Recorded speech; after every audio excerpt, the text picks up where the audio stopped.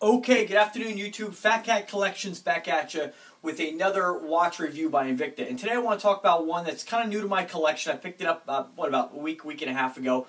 And this one is called the Russian Aviator. Now the Russian Aviator has been done before, okay, but they've done it in a 52mm, which is the same size as your Russian Diver. The only difference with this particular one is there's a slight difference on the face. The band, of course, they've used a band which is very similar off the Hydra Max. And those of you who maybe have a Hydra Max, who I've seen a few posts that the Hydra Max has folded links, and some people were a little disappointed by that because they're not solid links. Just keep in mind this watch also has a very similar band to the Hydra Max. It's almost the exact same band with a reversed satin and polishing on it, basically. Whereas this one, your brush finish is down the middle. The Hydra Max has it on the sides, okay, and the polishing vice versa. So this does have folded links. They are not solid, but for the price point that I picked this watch up for, about $160 to the $200 price range, it's a great watch for the money. What really sets this watch apart is the fact that this watch here actually has, and I'll show you some close-ups once I'm done talking about it, this watch here actually has a 54mm case diameter, which is 2mm bigger than your Russian Diver or your standard Russian Aviator, or your Russian Aviators prior to this particular design. And the thickness on this is 26mm. Now you're going to see that this watch referred to having a thickness. Some sites will say 22mm, others 24, others 26. I'm going to show you side by side compared to a Invicta Hydra Max, which is a 29mm case thickness, and then your Venom at 22. And you be the judge, okay? Now I personally want to consider it a 26mm thickness watch because if you measure it from where the bottom of the case comes down, and because it's such a large case, if you go from the very bottom of here, where it isn't traditional to measure a case, generally you go from the back of the watch, but you got to kind of consider this because the back of the watch you don't really see. This is what you see. So when you look at the overall, in my opinion, it should be measured from the bottom of the absolute bottom of the watch all the way to the absolute top, and that will give you your 26mm. So it's a nice, thick, chunky watch. A little bit about the watch. It's powered by a GMT movement, which is actually a Greenwich median time, or your 24-hour time zone.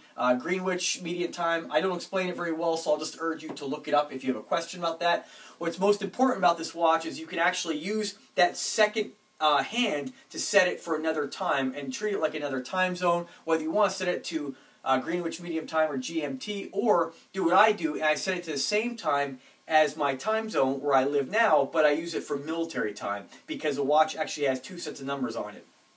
That's exactly how the Hydra Max works as well, and it comes in handy if you want to, quick access to your military time or whatnot. For me, in my line of work, it comes in handy. What else about the watch? Again, 54mm case diameter, not including your crown. Your crown is not a screw-down crown. It's just your standard push-pull. You have your day of the month, and of course, the face on this one is done in black. It is available in a royal, not really royal, but like a navy blue, I'd say. I believe the numbers on both models are the same. Your 24-hour or GMT time zone is actually going to be in red, and then, of course, your time zone for the GMT, your arrow or your hand, actually has red highlighting to kind of keep it in line with the red numbers. And then your standard numbers, your standard 12-hour time zone, your hands are kind of like this, I'd say more like a kind of a brownish kind of color. They almost look like they're textured, where you might find, I'm not going to say camouflage, but it almost looks like, I know it sounds weird, but it almost looks like a very slight digital camo, but it's not. It's very, very subtle. You won't look at this and think camouflage at all. You might just think beige, okay? What else? The whole watch is actually mirror polished, okay? It's done in your surgical grade stainless steel like all Invictas are. And on this one, you have your satin finish down the middle, or your brush finish, and then your polishing on the sides. That's the only part of the watch that's satin finish, with the exception of the areas on the pusher, okay? I'm going to go ahead and take it on off here and just show you a couple close-ups of the watch, and I'll show you a few more shots of it on my wrist. Now, I'm about a 5'7", 5'8". I weigh about 170 pounds, and I have a 7-inch wrist, so all these watches look really big on me, okay? So here is, you also have Invicta engraved on the side.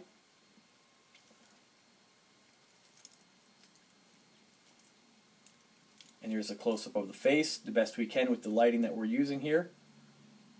you have your day of the month window, also your magnifying glass. It's the only part of the watch I wish they wouldn't have done, because I feel like that the day of the month window is large enough that you don't really need that, but they put it on the watch, so that's it. It's a very basic, simple watch. I wasn't too sure about when I first got it, but one guy had posted on my page that, hey, it looks like a Sisu watch. And if you're unfamiliar with Sisu, definitely go ahead and check them out, although you're going to pay about $1,500 for a comparable model, whereas this is 10 times less, or tenfold less the price is what I'm trying to say. That came out totally wrong, but you understand where I'm going with that. So it is very similar to a Sisu. I think it's a great design for the money, and this one actually came with a 10-slot watch box, which has got the red interior. It's a Russian Aviator limited watch box. So it was a fantastic deal. A little more on the watch, a little close-up here.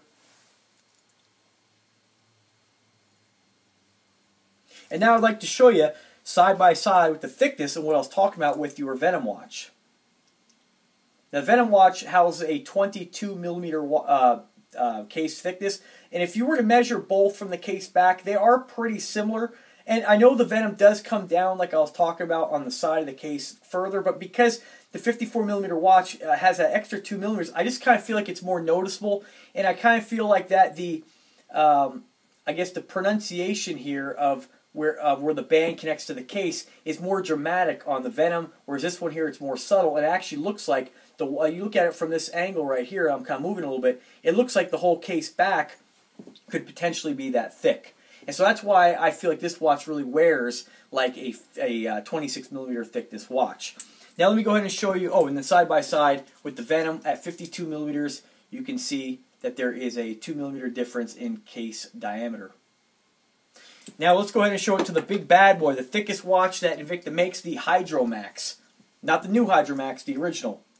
And you can see the Hydra Max measures 29 millimeters in case thickness, and that is all the way at the top of the crystal. But to me, when you look at this watch, it almost looks like that the new Russian Aviator is thicker. And again, it depends on the angle you look at it, but because here you're getting a lot of light coming in here through these halogens, so it's almost like, you know, you can tell it's larger, of course, but that crystal's more pronounced. If you look at it from a distance a little bit, you know, if you look at it from back here, it definitely looks like the Russian Aviator is a thicker watch, and that's what the kind of action you're going to get on your wrist.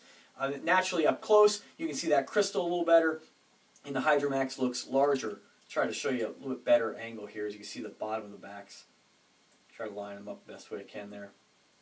So you tell me what you think about that. To me, at this distance right here, I would say, if you ask me, which watch is bigger, and taking into account somebody's wearing it, you got a little movement going on, which watch looks larger, I would say the Russian Aviator compared to the Hydra Max.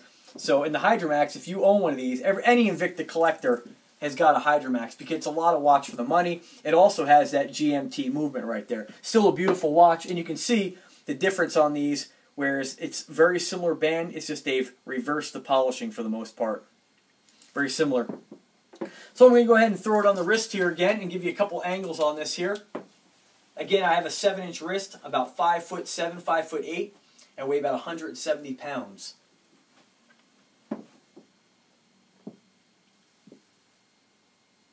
So all these watches look rather large. I mean, you can see that angle right there from the side. Really comes alive on that angle, I think. I'll get back a little distance here.